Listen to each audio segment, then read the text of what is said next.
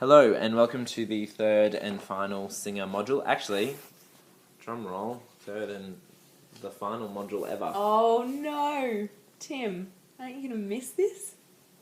Yeah. Alright, so to recap, the last module was about the moral implications of the text. So remember in this last kind of half the text, he'd split it up in terms of moral implications and and practical implications. The moral implications were to do with the change between how we conceive of charity and duty, and saying that the giving that we are talking about, and particularly the giving of people in affluent societies to those in poor African countries, I guess, was one of a duty and not of charity. Okay, Yeah. yep. And he dealt with two objections to that. He dealt with the first one, that this would be too drastic a revision for our moral scheme. And there was various kind of parts to that. And then the second one, which was kind of similar, in that utilitarianism, it would be expecting too much? What was the issue with it being like utilitarianism? It would lead us to suffering by caring for others. We would work ourselves into the ground Yeah, and therefore that's right. not do good for others. Yeah. So they were the two objections which he rejected. Yep. Alright, so we're on, well, for my students, it's paragraph 24. Miss Fitz's, it's page Yeah, mine 13. is paragraph 23. I think we've got slightly Yeah. different paragraphs. 23. Or somebody can't count. But anyway, so page 13 of the Shephai text, and page 239 of the Wanganui text. Okay, so at the top of that paragraph he says, I now want to consider a number of points more practical. So again, he's talking about practical implications.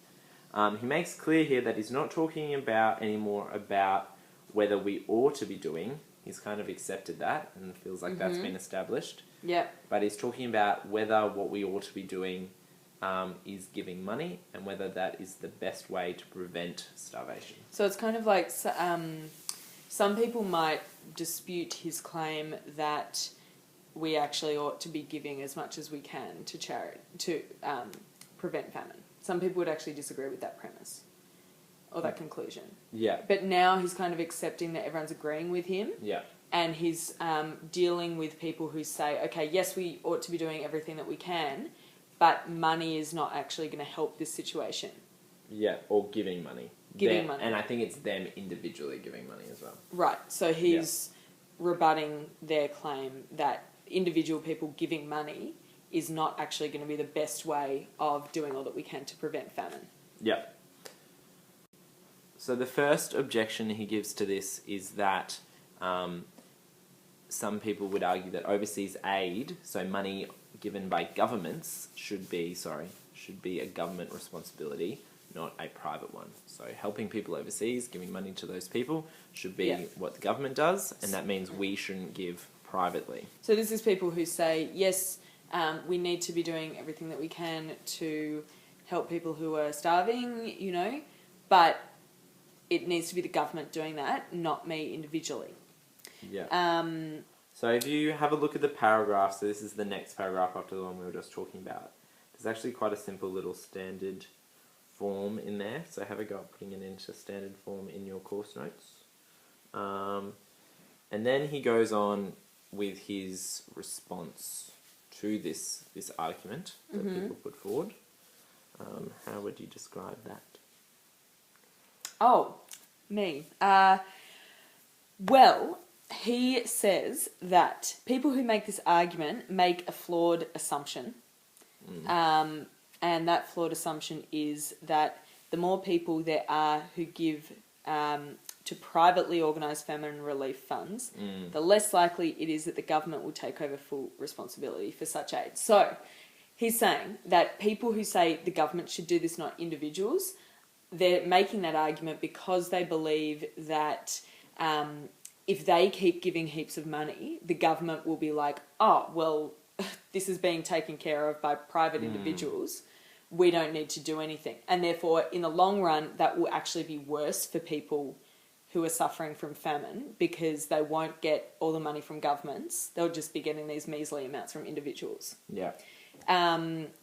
So that's why they make those arguments. But Peter Singer says, well, that's a flawed assumption. It's not actually true that if you give money as an individual, that'll stop the government giving money. He says, in fact, wouldn't that actually be more likely to encourage the government to give money because they see that their citizens actually care about this? Yeah.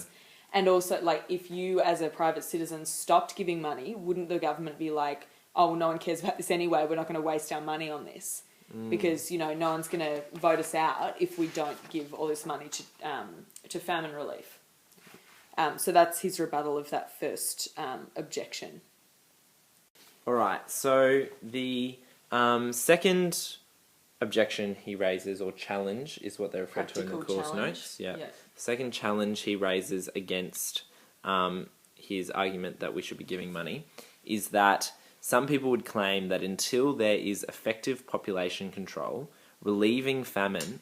So by relieving famine, he's actually referring to like giving money to help with famine. Okay, merely postpones starvation. So it just helps for a little bit, and then eventually they're still going to starve because there's just too many people. So the reason population control is the issue here is that there's just too many people using these limited resources, so it's unsustainable. So some people believe that you're just preventing something in the short term that's going to happen in the long term. So you're just postponing the problem. Like, yeah. People are still going to be starving if people keep having children at the same rate. Yeah. Creating more and more children to eat more and more food. Yeah. So he's saying, some people would say, population control is key. Now, his response is quite interesting because he actually kind of accepts this in some way, in that he says that, population control is a big problem. And if you're going to think about famine and about resolving famine, then you're going to need to know and realise that population control is a big point. But however, he thinks that you can accept that population control is important, without you actually losing that moral obligation you have to do something to prevent that suffering in that instance. Okay? So there's still suffering going on. So his fundamental claim that we ought to be preventing suffering is always going to stand. Yeah. But what he says is that if you're going to be concerned about population control, and if you're going to think it's the best way of actually really addressing the famine, then that obligation is just towards you doing something to promote population control. So whether that's giving to organisations that are working towards that end. I don't know what they would be. But it's like promoting contraception and stuff like that, wouldn't it be? Yeah, but I thought there was lots of I actually think, isn't there like a lot of there's a lot of criticism of those kind of views and approaches as being like, oh, you just don't understand the way of the world, and like you don't know what's best for your young people and like your children, and you shouldn't be bringing them into the world, and you're just silly and backwards. Well, yes, I guess that's a whole different kind of debate, isn't it? Well, no, but I think the issue is that some people see like people advocating population control as kind of just this like Western supremacist kind of view of... Yeah, but I don't think... Well, I think Peter Singer seems to think population control is a good thing. Yeah. But he's not really definitively saying that population control is the best way to prevent famine. Yeah. He's just saying if you think that you still have the exact same moral obligation to do everything you can to prevent famine, but if population control has such a direct link to famine, you should then put your energies into promoting population control. Reducing population. Reducing population. Yeah. That would be...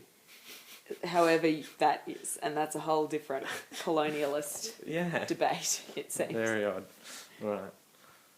Alright, so the third and final challenge he sets out in this practical implication section is the idea of, well, how much do we actually give? Like, as a person in society, how do you figure out how much you should give in order to not breach your moral duty? Exactly. And this is on page 13 of the course notes. And so we're just going to work you through both this kind of paragraph and the course notes, because there's some big ideas here. Yeah. So the first really key idea to understand here is marginal utility, which he refers to in a number of places in this paragraph and earlier in the text as well. But Yep. in this paragraph. So what would you say, how would you explain marginal utility, Misfit? Yeah, I think this is a really interesting concept. The first thing to remember is that utility means usefulness, which you'll know from our brief look at utilitarianism and stuff like that. Mm-hmm. So marginal utility. The point of marginal utility.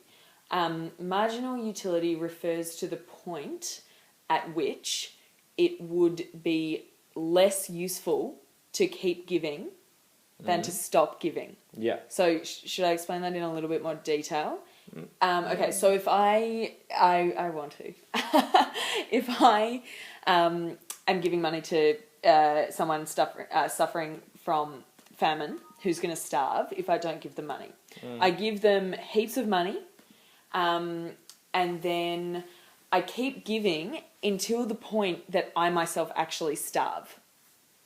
Now, Yeah. I've entered beyond the point of marginal utility there. To yourself, but isn't it also usefulness to the actual problem? It could be that as well, but yeah. I think he's like weighing up the level of good that you're causing as a whole, right? And I think he explicitly says like marginal I think utility. he does say that, but I thought it was in addition to the idea of... Yeah, so maybe like if you gave someone so much money that they actually, I don't know. Well, it's kind of like a lot of this discussion now about like cancer charities. Oh, okay. There's a lot of discussion that, especially like breast cancer charities receive way too much attention than what's actually, that we're almost reaching that point where the money isn't actually that helpful to them anymore. Right. They've got plenty of money. Okay. And they're using it to try and find a cure. And then but you it would could be better directed towards Yeah. other cancer charities or other This chronic was a health issue criticism of the charities. ice bucket challenge as well, wasn't it? Like, Yeah. yeah, Well, I think the Ice Bucket Challenge is different. I need to show Miss Fitz an article because I think it's good because it just generally challenges the idea of charity as well. okay, So, yeah. yeah. But people say, I guess the cancer example, if you're giving so much to that particular charity, what other charities are missing out? Yeah. And also, like, it's not... Cancer charities don't actually need the money that much either. So it's become less useful to them. Yeah. So it's potentially gone past the point of marginal utility. So that's what marginal utility means. So what does he say here? So he's dealing with the question of how much should we be giving away, and his response to that hinges on whether or not you're accepting the strong version of Singer's argument or the moderate version. Yeah. Now, I don't think we've covered this in a podcast before. No. So But, this actually links back to kind of the beginning of the text when he's outlining his central claim. Yes, exactly. So by his argument, what we mean here is his central claim, which I think is how it's referred to in the... So for my guys, we did a standard form argument. Yeah. What page of the course notes is the central claim on? Sorry, we're not sure. Yeah. Early on. Yeah. So you would all know it. It's paragraph 6. It's his central claim. All right. So if you guys don't know that, you need to go and revise that right now. Okay. All right. Because you just need to know what his central claim is. Yeah. And as you'll all remember, it's to do with what we ought to do. And in particular, the key phrase here is that you should give kind of unless it causes something comparably...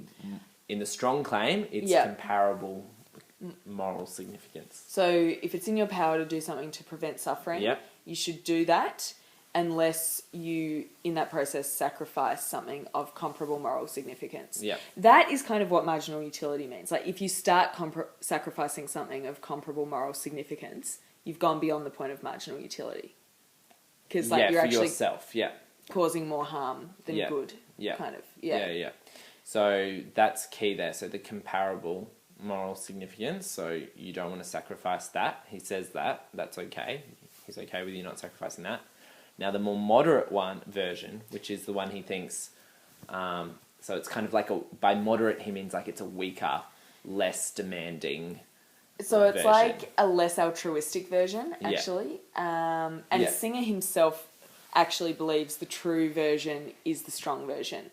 Yeah, so we'll get to that in a second. But with the moderate version, what the key difference is, instead of sacrificing something of comparable moral significance, you're just sacrificing something that is morally significant Yep. Yeah.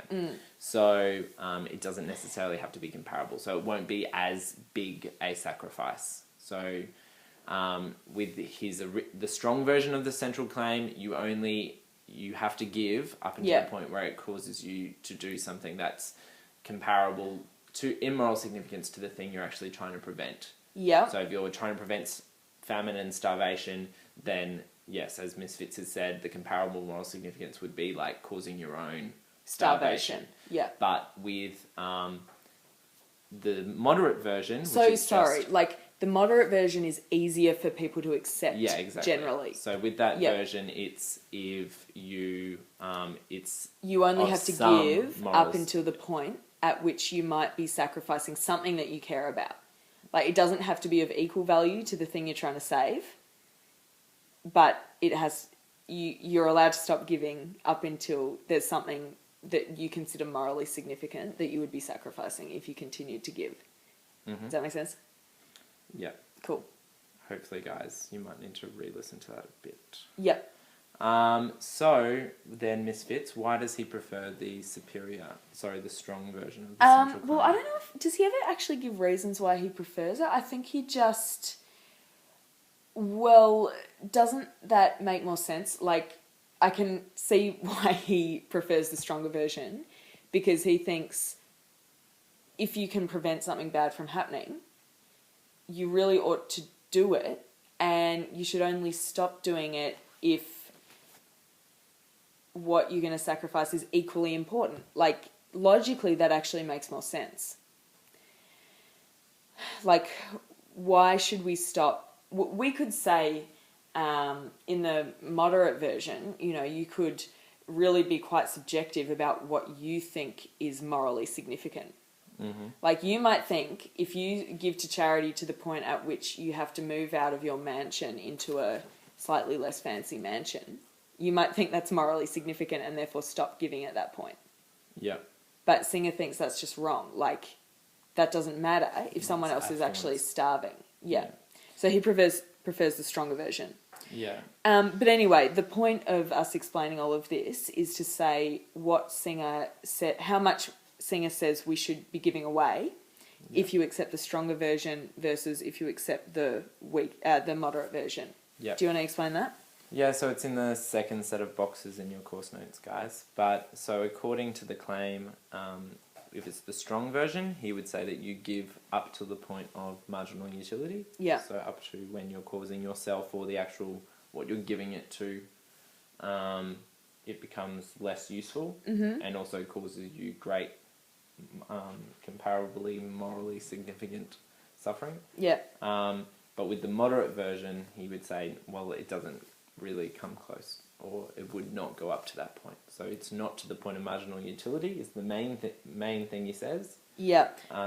But the interesting thing is that he says, and this is in the italicized bit at the bottom of the slide here, even if we only accept the moderate version, he says we would still, like, our whole consumerist culture would pretty much die out, because consumerism or rests on the idea that we are buying stuff all the time that's just trivial, So that it's not morally significant to sacrifice just buying random stuff that we don't need.